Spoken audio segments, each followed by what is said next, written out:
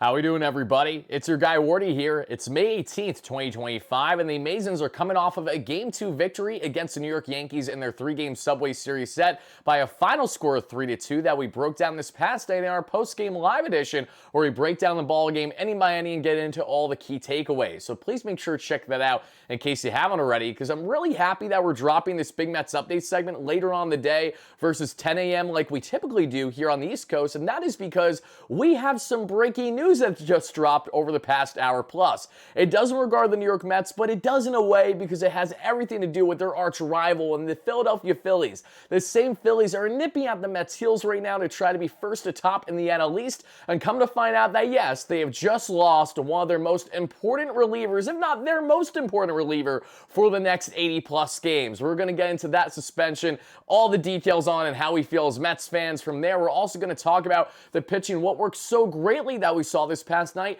on the prospect front, as Jonah Tong had himself another stellar outing there for the Rummel Ponies. And now it's just a matter of when, not if, Tong gets moved up to AAA Syracuse this season, just like Noel McLean, and then works his way up from there. We're also going to talk about Mauricio, as we have some key news to get into Ronnie that has transpired over the past 24 hours, as well as Nunez being officially sent down by the Mets, and a corresponding move, they bring up Jose Castillo that they just signed the Southpaw. Why did they make these decisions, and what else is happening in Mets land to get us set for the Subway Series finale later on this evening at the time of recording this video? That's what we're going to break down right here, right now. So thank you guys kindly for smashing that like and subscribe on as you first chime in, and let me know all your initial reactions in the comments down below to the following topics, especially the one we're going to start with, because I think you guys are going to have a lot of fun with that one. But first, let's give a quick shout out to our amazing sponsor here at BetUS that has you covered with all of your sports betting needs. First, folks, if you guys are not into sports betting or don't want to dabble, please don't, of course. Make sure you're doing it responsibly. That's the most important thing. And if you are going to do it responsibly, head over to betus.com.pa today. That has you covered for lines, picks, odds, you name it, and utilize our promo code YouTube150. That way YouTube will get a 150% sign-up bonus, and then you get a $125 bonus on your second deposit, $125 on your third, up to $2,000 for whatever you guys want to bet on. And as you guys can see right here, as long as I'm doing this correctly, I believe I am, we have Luis Robert rumors that have transpired over the past number of days that we know that we covered on the platform. And as you guys can see here, plus 900 odds for the New York Mets to be World Series winners right there that you see.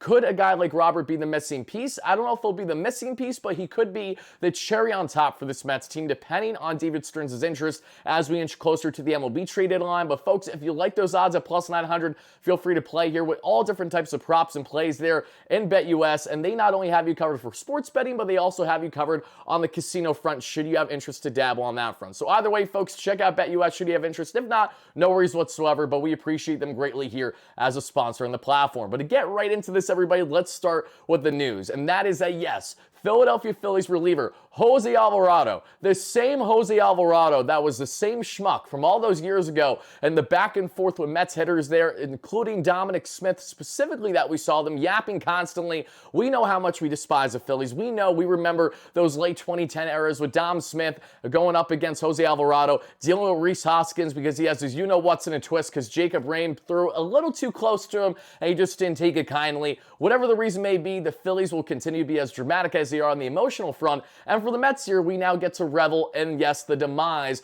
of their bullpen, as Jose Alvarado is not just any reliever. Regardless of how we feel about him as Mets fans, he has been one of the best southpaw relievers in all of the National League for the past number of years, and he was well on his way to have himself yet another dominant season for a Philadelphia Philly bullpen that was in desperate need of him to be their closer artist, because they lost Trevor Hoffman, and they lost Hoffman this past year. They also lost here that we saw in Carlos Estevez. They lost some key pieces of the bullpen, and Alvarado, who already has 7 saves for them this year, won't be able to include himself in the save category for at least the next 80 games without pay, as the rat, as we love to call him, has officially been suspended 4 PEDs, everybody. So let's get the hype in the chat. I want to see in the comments down below. I don't wish the worst on much people, but when it comes to Jose Alvarado and the Phillies, it's nothing personal, but I wish their demise every single day. I wake up and I say to myself, oh, it would be great if Philadelphia Phillies got absolutely curb stomped. The same applies with the Atlanta Braves and anyone else that's a key rival there in the division. But to see Jose Alvarado now on the shelf for the next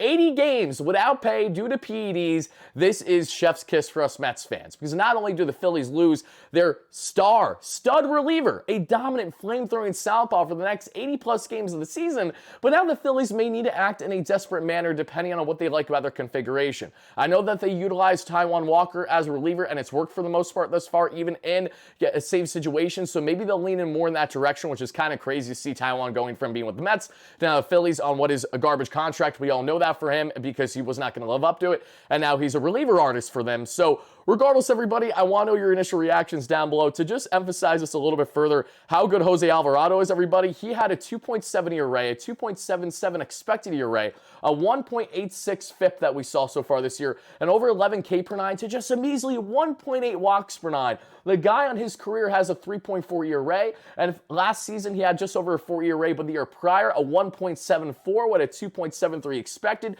The year before that, a 3.18 with a 2.53. And mind you, he's striking out guys at a 13 to roughly 14 K per nine clip. While the walk rate has fluctuated, he has gone off to a stellar start this season. Better control than you've ever seen in recent years as a Philadelphia Philly fan, if you're a Phillies fan. So you got to be sick to your stomach. I know my guy Broads Media, who covers the Phillies, that you guys know very well because I think he's hilarious. I know that he's probably losing his mind over this if he hasn't already, but this is great news if you're a Mets fan, terrible news if you're a Phillies fan, but especially for the Mets knowing that they have the Phillies nipping at their heels and will be the case all season long in the division. It is great to see things kickstart the way that they did now with Alvarado on the shelf for the next 80-plus games without pay. And this initially broke there per John Heyman on X, should you guys want to check it out. I'm utilizing my setup right now on my laptop as I'm waiting for a core to come via delivery later today, so we should be good to our post-game where I'm going to utilize more graphics I show you guys besides just the B-roll of the Mets game this past day running for you guys, even though it was a nice victory. But the point I'm trying to make, everybody, is that the setup will be better. I'll be showing you guys more stuff here later on today. Just be on the lookout for it. Because now, let's get on to the next topic of discussion. I do have some fancy editing for you guys on this one. Don't you worry. We're going to jump ahead and talk about the prospects a little bit before we talk about the key news on Ryan Mauricio and Nunez. Because, guys, there were a lot of key standouts on the prospect end this past night, but nothing greater, in my humble opinion, and the opinions of many, than what we saw from Mr. Jonah Tong. Another dominant start for Jonah Tong, who was unbelievably good his past start. In case you guys don't know what Jonah Tong did his past start or so, Buddy had himself one pitch shy of a 7-inning no-no, perfect game or so against that being, and whatever team he was playing there for the Rummel Ponies. They ended up taking him out of the game, and Shook came in for the final strikeout or out, and they got it, but Tong was unhittable, and he struck it, I believe, a season-high 13 his last outing out there. Now, what we see this past night for the Rummel Ponies yet again, he's utterly dominant, everybody. 6 innings, 2 hits, 0 earned runs, 2 walks, 8 strikeouts on 94 pitches, now down to a 2.12 ERA on the season. It's not a matter of if, but when Jonah Tong inevitably gets called up there to Syracuse, which I'd imagine will happen within the next month, and then from there, see how long he will be in Syracuse like Noel McLean and Brandon Strope before being considered at the major league level. Many believe that Jonah Tong has some of the best stuff in all the organization, even trumping guys like Sproat and to a degree McLean. That breaking ball is unbelievably good. The fastball has a lot of late ride, which I like a lot about. It's very deceptive that you see there on the heater. And as we expand more here on what works so well for Jonah Tong, everybody, he is at what looked like an absolutely absurd over 43% K percentage that we saw, backed up with his insane 41.6 whiff percentage. Shout out to TJ Stats there on X for helping relay the information, everybody. But he looks unbelievably good. And we're seeing his grades as well as fastball grade is 70 out of 70. His slider grade is 40 out of 50. The curveball is 50 out of 55. The changeup is 50 out of 60. And the command is 30 out of 40. He's looked unbelievably good, everybody. And to expand more here on Jonah Tong, the fastball sat right around 93 to 95. And it did top out 97. So he's got that velo in the back pocket. He's got the slider, the cutter, the changeup. And of course, you're going to have all the pitches in that arsenal for a nice 4 to 5 pitch mix. He utilized it greatly, and now just over the past 25 innings, he's allowed just 2 earned runs and struck out an absolutely absurd, get ready for this, 48 batters. So yeah, again, not a matter of if, but when Jonah Tong gets moved up to Syracuse. And when he does, it feels like hopefully it won't be long before then that the Mets consider him. Whether it's this season or next season, guys, think about the future of this Mets rotation of in-house talent. You got Christian Scott coming back from injury before the end of the season that no one's talking about. He'll be ready, locked and loaded for this rotation next year. We just got to make sure he's not giving up a home run every start out there. That's been the big bugaboo with Christian Scott. We got Christian Scott. You got Brandon Sproat, who needs to find consistency in Syracuse now. We all know that. Noah McLean, who's a dog. Jonah Tong. Right there, everybody, you have 4 to 5 prospects that could find themselves impacting this Mets rotation to a significant amount as soon as next season. And you still have Clay Holmes under contract. You still have, you're going to have Sean Manaea under contract. You still have Frankie Montas under contract. You don't have Griffin Canning under contract beyond this season, I don't believe. So regardless of what the future holds with Canning, it appears that the Mets are going to have things settled. David Peterson, he's going to be in that mix as well. Kodai Singh, obviously. So the Mets already have most of their rotation coming back next season, barring trades or, not signing guys back. But in-house internally, they have an abundance of prospects to choose from that should have us all ecstatic as Mets fans. And talking on the prospect front, everybody, let's expand further as to what the key standouts were this past night. And I'll be rather rapid fire with this one because I really then want to talk about what were the standouts there that we saw for the Mauricio news and the Nunez news to expand on that further, everybody. So let's hop back to the main slide here and let's break down the following numbers. What we saw there in low A, Port St. Lucie, Simone Juan, the former IFA signing a couple years ago, went 1 for 4 with a home run and 2 RBIs. We saw a Trace Woolhut, I'm going to butcher the last name there, go 2 for 4 with a double, an RBI, and a walk. Colin Houck finally batting above the Mendoza line, getting closer and closer to an 800 OPS and hopefully 600 OPS. Colin Houck, 2 for 5 game for the former first-round pick from 2 years ago with an RBI. Well, we also saw, everybody, in high A, that being in Brooklyn, A.J. Ewing with another big game. He has been tearing the cover off the ball all season long. That's why he got quickly sent up from Port St. Lucie to Brooklyn so far this season.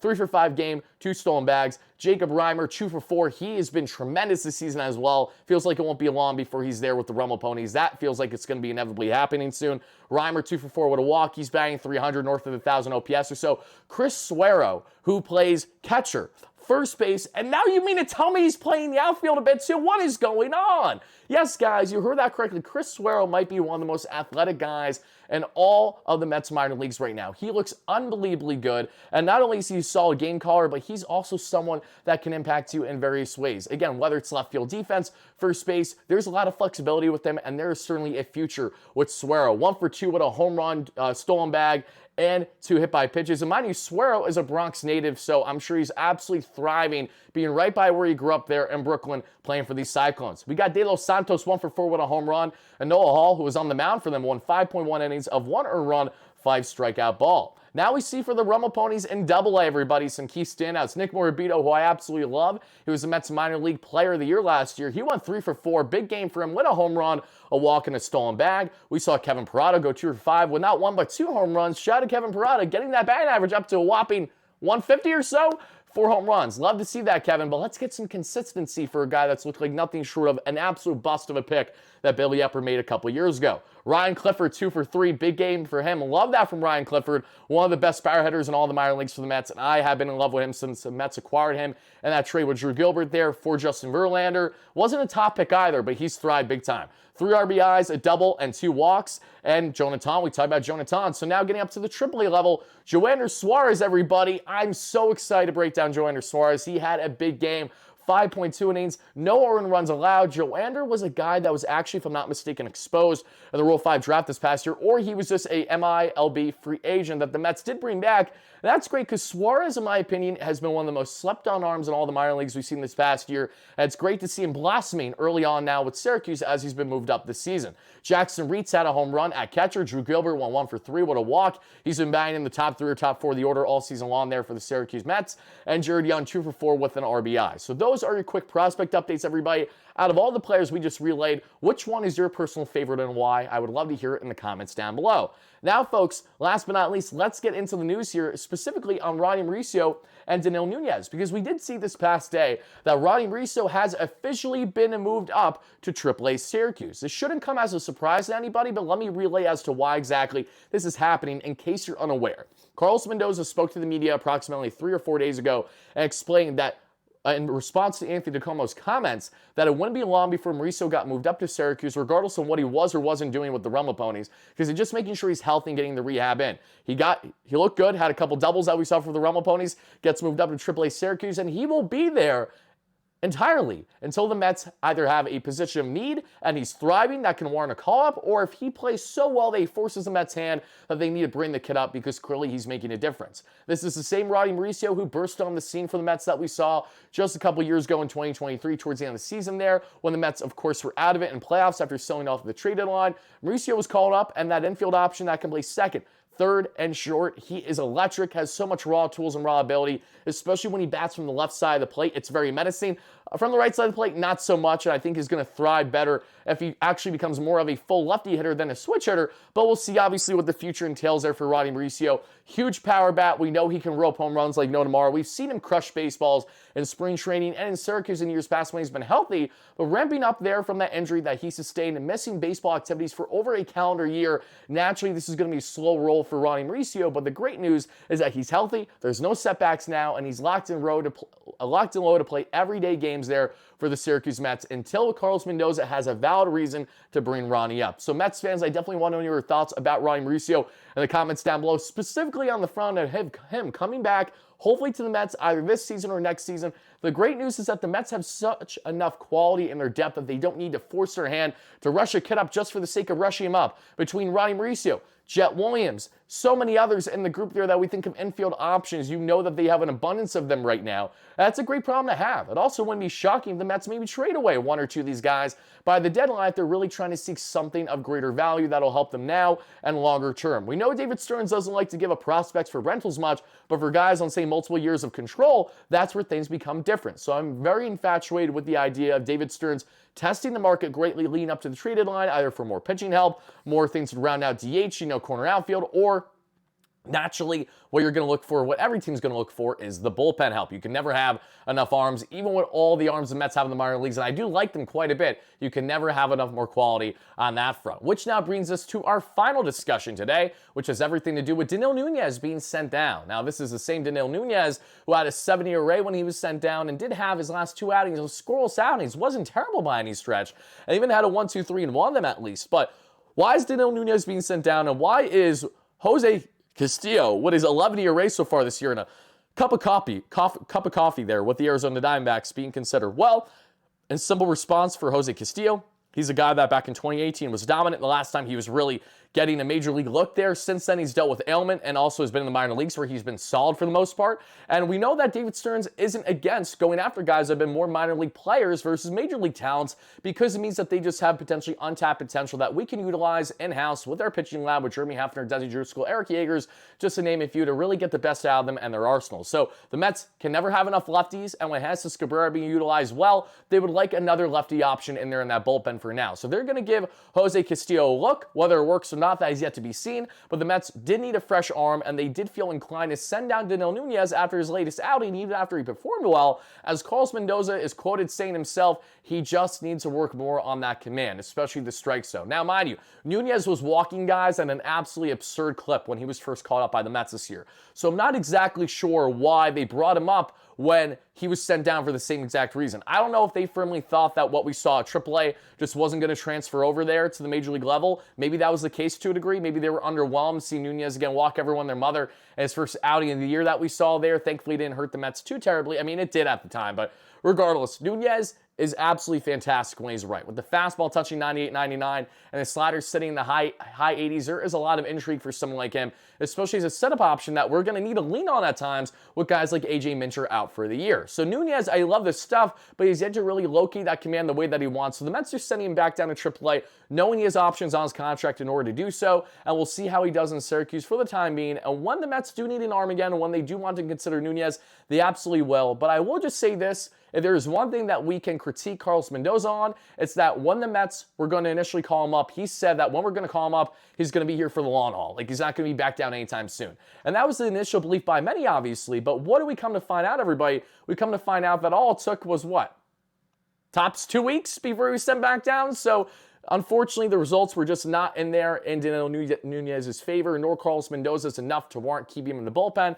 People are making arguments, why aren't you sending guys like Tyler McGill down instead after another rough outing? But you got to realize the Mets eat innings eaters as well. So regardless on how you feel about McGill, he's not going anywhere right now because he is still a piece of the puzzle to this rotation until we find out more as to what's happening with guys like Paul Blackburn, which leads us to our final part of this discussion here, is Paul Blackburn will have at least one more rehab start, and then the Mets will work from there. The goal for Blackburn has been to get ramped up there on a 75 pitch plus level to have him getting more of a full starter workload, and then the Mets will consider what they want to do with him from there. My assumption is that Blackburn may start in AAA Syracuse for a little bit there and then get called up, or maybe the Mets do consider Blackburn right away and option McGill down, knowing that they still can. That is a possibility for them too, so we'll see what happens. But Paul Blackburn, again, not a flashy name, but a guy that can hopefully be a solid back-end starter for you, just induce those ground ball outs, what he's known for, give you hopefully anywhere from 5, 6 plus inning outing, no greater than hopefully 3 earned runs, and not walking everyone their mother. That would be ideal. Blackburn still has his way working up there from that spinal fluid leak